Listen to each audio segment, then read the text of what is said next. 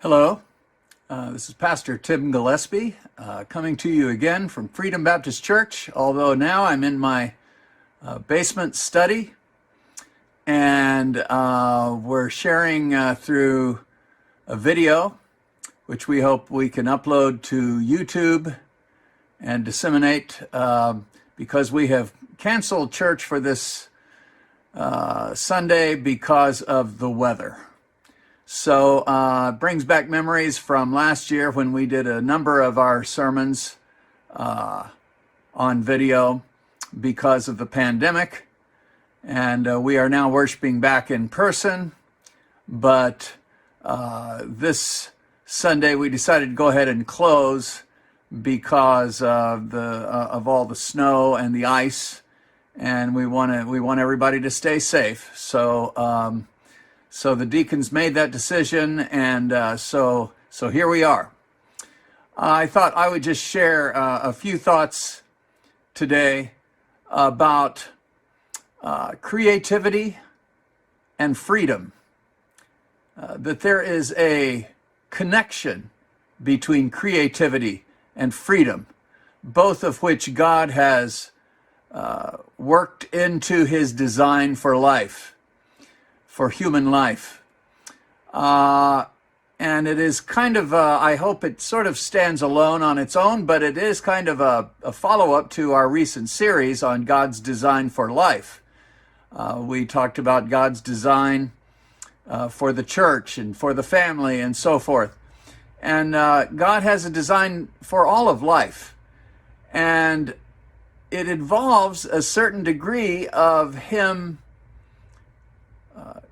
creating us with the gift of creativity, the gift of imagination, the gift of variety. As Paul says, not everyone has the same gift, not everyone has the same skill set. Life would be pretty strange if that were true. We're each of us is unique. We have unique set of skills, abilities, interests, and there may be some principles and some limitations that are universal, that cover all of us. But even within those universal parameters, we still have uniqueness, we still have variety, we still have a variety of gifts and skills. And so I just wanted to touch on that a little bit today. The Bible verse we're using as our text is from 1 Corinthians chapter 12, starting with verse 4. Paul is speaking to the Corinthian church, and he's talking about trying to keep them organized and trying to keep them inspired and keep them energetic and cooperating with each other. And he says, now there are varieties of gifts, but the same Spirit. And there are varieties of services, but the same Lord. And there are varieties of activities, but it is the same God who activates all of them in everyone. And so we're using this text as a basis for our assertion that God has made us to be creative.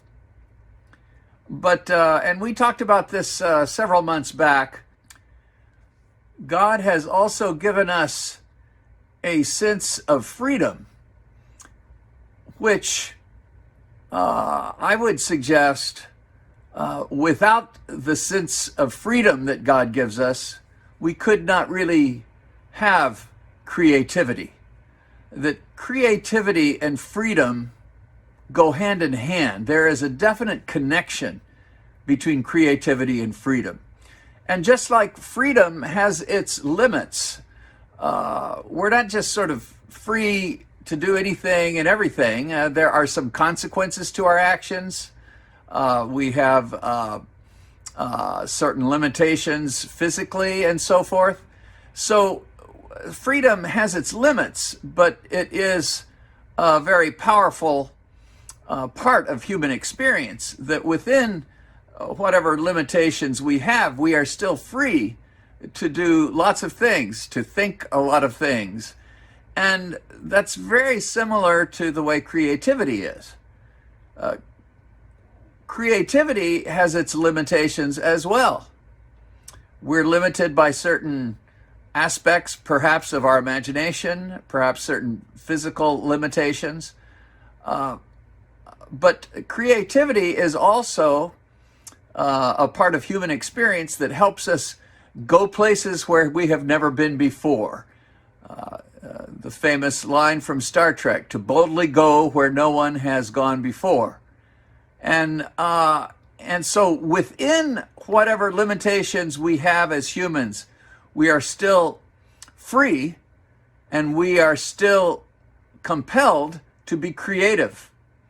And it is part of God's design for human life. So let's explore this idea just for a few moments. As most of us, I believe, would readily admit, life is full of limitations. And limitations, some of which we really have no say in the matter. I mean, just there are physical limitations that we have that would prevent us from doing some things that we might dream about, we might aspire to, but we just can't do them. I mean, maybe the day will come when I can just fly to the moon on my own power. You know, as the song says, fly me to the moon, right? But without science and technology, many of which were results of human experimentation and creativity, nonetheless, without the help of science and technology, I can't just leave my seat here and just go to the moon. I mean, it is a physical limitation. So I am not free to do just everything. You know, I would imagine that maybe if I had practiced enough and if I had really worked hard enough, I might have ended up being able to play in the NBA. But, you know, I'm only 6'1", and I was involved in a lot of sports and athletics, and I played basketball in high school and so forth. But you know something? My physical limitations probably would have kept me from playing in the NBA. And certainly now at my age, there's little to no chance. In other words, there's not really anything I can do about it. There's a certain limitation to certain choices that I might want to make or certain things I might want to do. So some of our freedoms are limited by those kinds of things that we really have no choice in the matter. Okay. Now, there are other limitations to our freedoms, and we mentioned it a moment ago, and that is moral limitations. Some of our freedoms are limited by moral principle. Now, that doesn't necessarily mean we can't go ahead and do some of those things. We might argue that we are free to go out and run the speed limit, or to steal from a bank, or to go out and murder someone. We might be free to do those things in some sense, but there are consequences to those actions. And if someone catches us in the act before we can complete those actions, or if someone catches us after the act, chances are our freedoms will then be severely limited. we will be arrested, maybe put in on trial, maybe put in prison, maybe for years. So maybe some things we might be free to do in the moment, but morally, there are certain responsibilities, there are certain principles that limit those actions and that cause consequences and that may lead to a decrease in our freedoms. So there are all kinds of limitations. Let's say that we get away with murder. There is a famous book by the Russian author Dostoevsky called Crime and Punishment. And in that book, the main interest in the book, he commits murder toward the beginning of the book. And he doesn't get caught. But throughout the book, he has inner consternation within his heart and soul. He is tormented by what he has done. And so the book is called Crime and Punishment. There are consequences, even if the law enforcement in our lives, in our culture, in our society, maybe fails to catch us. Nevertheless, there are consequences to our actions, and they come ultimately from God's presence in our lives, and we can't escape. So, once again, there are freedoms, but there are limitations to those freedoms. There are aspects of our experience that help us to limit what we feel we are free to do and limit what we end up choosing to do. I would say also there are some limitations to our freedoms because of a certain limited imagination.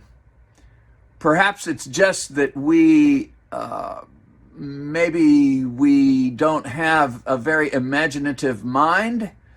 Maybe we haven't taken the time to read and learn throughout our education. Maybe we have not involved ourselves with science or art or sport, anything that might inspire us. And so sometimes we're limited simply by our own limited viewpoint or imagination or our own ability to think outside the box.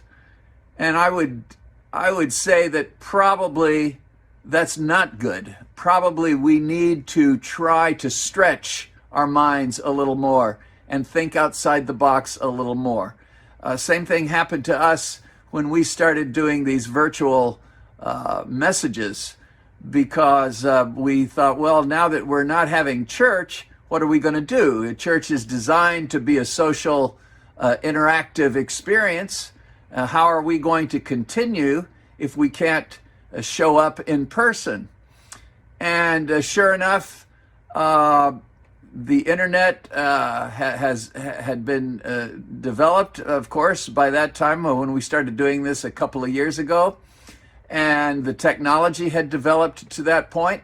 So we were able to record these messages and to upload them, and so that we could still engage a little bit in our church activities. But it took a little bit of, thinking outside the box. At first, I thought we were just going to have to close down for a while. Same thing with my teaching of my music lessons. I thought, well, I'm just going to have to shut down my business. I'm just going to have to shut down the studio. And but it turns out that doing FaceTime lessons was not nearly as difficult or as prohibitive as maybe I originally thought. So I started to think outside the box a little bit, and we started doing FaceTime lessons, and it ends up, it was quite successful. And so I was able to continue on through the entire pandemic, teaching FaceTime lessons, and I still teach FaceTime lessons from time to time. So sometimes our freedom and our imagination is limited only by our own unwillingness or inability to think outside the box.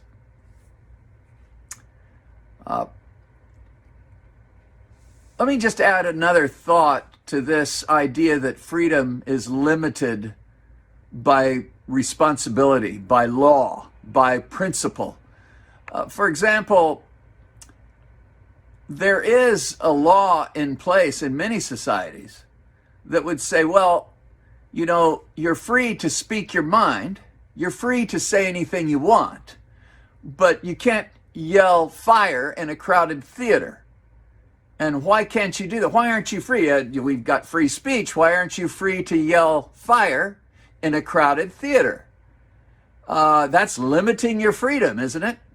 Well, the reasoning is that if you yell fire in a crowded theater, you're going to cause sort of a mass attempt to escape the theater, and people could get hurt or even killed in the process. So in other words, if your freedom, and Paul talks about this, if your freedom causes someone else to stumble, if your freedom injures someone else, then you need to curtail that freedom. And so we have done so in our society with some laws, some principles, and it is a reasonable limitation. I would say this extends to the reaction to the pandemic as well. Some people are crying out, you know, that getting vaccinated or wearing masks, if you mandate these things, well, it curtails our freedom. It takes away our freedom. We're supposed to be free. Well, but that's the same argument that you can make for yelling fire in a crowded theater. It's curtailing your freedom as well. So are speed limits. There are lots of things that we have in place that curtail our freedoms for a good reason. Now, it could be that some laws curtail our freedom for not so good reasons. Well, okay, maybe we need to change some of those laws. But all I'm saying is sometimes we need to impose restrictions because sometimes our freedoms might cause injury to others, which is certainly the case if we start spreading the virus willy-nilly, just to anyone and everyone, meeting together in big crowds, not wearing masks, not getting vaccinated. Well, this can cause injury to others. So, you know, there are freedoms, but there are responsibilities and there are limitations. And you sort of have to have those coexist. You really can't have one without the other. Now, I would say that creativity is very much like freedom in all the ways that we've just discussed. And I would say as well that creativity depends on freedom, which freedom coexists with responsibility and limitations. And so likewise, creativity, which depends on freedom, also must be somewhat controlled or restricted in order for it to really blossom and bloom like it can. And I believe God gave us both limits and freedom. And I believe God wants us to adhere to some of the limits and the restrictions, especially some of the moral choices that we make. But I believe he also wants us to pursue our freedom and our creativity and feel free to explore, to discover, to create. Where would science be? Where would art be? Where would sports be? Music, literature, you go down the line. Where would these things be without some freedom and creativity that were at the base of the invention or the thought process that got people thinking about these things. I've been listening to been streaming some music on the internet recently, music by some of the great composers like Chopin and Bach, and the music is just outstanding and awe-inspiring and beautiful. But without the creativity, without the inventiveness of those composers, we wouldn't have that music today. And so I believe God wants us to respect the limits and the responsibilities that we have, but he also wants us to pursue our imaginations and our creativity and try to explore and try to discover.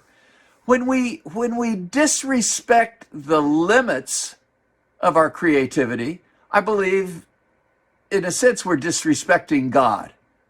But likewise, if we disrespect the compulsion to explore and to exercise our freedom and to be creative, if we disrespect that, we're also disrespecting God. I mentioned this in church last week, I believe, but there's a fellow who I was having a sort of a long-standing debate with about the existence of God, and he said something like, well, he says, if God exists, then answer me this question. I said, what's that? He said, why did God make the dinosaurs? And his implication was that because there was something in the backs of our history and our minds, something that we have become aware about but had no actual direct contact with, because there's something like that in the background of our human experience, that proves that there's no God. And he was trying to make the point, I believe, that if there is a God, that everything that we know of and everything we have contact with and all the universe and everything would have some sort of direct, immediate connection to human experience. As one of our church members pointed out last week after the service, he said that's a fairly self-centered thing for a human being to think, that everything that God created in the universe has to have immediate, direct relationship and impact on human life, or else it proves that God doesn't exist. And I agreed with him on that point. I mean, the thing is, we could ask the same question about all kinds of things. Why did God make microbes, many of which we never come in contact with or we never see, many of which don't cause any disease, many of which, as far as we know, don't serve any purpose for human life? Why did God make anything, really? Why did he make the universe and all these stars and the galaxies far, far away? Part of it, I believe, is because it was meant to inspire a certain kind of awe in our minds and hearts, and it was meant to inspire a sense of exploration, a compulsion to explore and to invent and to create. In Ecclesiastes, we read, "He has made everything beautiful in its time." And listen to this. "Also, he has put eternity into man's heart, yet so that he cannot find out what God has done from the beginning to the end." So he's made us aware of his presence and his power and his creativity to a degree, but he's also made us aware of our ignorance, of our limitations. And that combination compels us then to explore and to discover and to create. It's a wonderful notion that God has built into his design for life. But finally, I would just add that, yes, God has inspired us to be creative. And much of the world's art and literature and music and architecture, I believe, has been inspired by God. I believe all of it's been inspired by God, but some of it maybe reflects an awareness of that inspiration, maybe more directly than other parts of it. But still, you look at much of the world's great architecture, art, music, especially in Western history, but even throughout the rest of the world. And at least for me, I see God's creativity and inspiration reflected in all of that great work.